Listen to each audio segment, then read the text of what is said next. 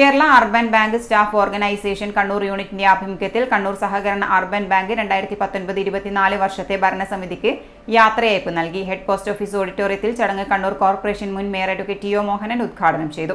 ക്രയശേഷി വർദ്ധിക്കുന്നപ്പോൾ loan എടുക്കാനുള്ള ആത്മധൈര്യം ഉണ്ടാകുന്നു.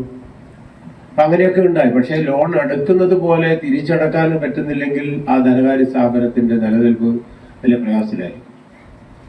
ഇപ്പോഴീ ഒരു കാലഘട്ടത്തിൽ തിരിച്ചടവ് കുറേയും കൂടി കാര്യക്ഷമമാക്കാനും NPA കുറച്ചു കൊണ്ടുവരാനും കഴിഞ്ഞു എന്നത് ഭരണസമിതിയുടെ നേട്ടമാണ്. അതിനപ്പുറം ജീവനക്കാരുടെ ആത്മസമർപ്പണത്തിന്റെ ഏറ്റവും പ്രധാനപ്പെട്ട കാര്യമായിട്ടാണ് എനിക്ക് തോന്നുന്നത്.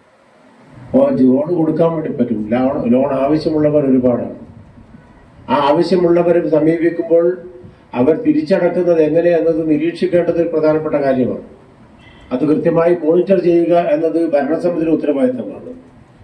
നമ്മളെ പൊതുപ്രവർത്തകരായി നിൽക്കുന്ന ആളുകൾ വരുമ്പോഴും അവരുടെ മുൻപാകെ പ്രയാസങ്ങൾ പറഞ്ഞല്ലാതെ അവരുടെ കയ്യിൽ ഒരുപാട് പണമുണ്ട്, അത് എവിടെയാണ് നിക്ഷേപിക്കേണ്ടത് എന്ന് ചോദിച്ചിട്ട് നമ്മളെ ആരും സമീപിക്കുന്നില്ല.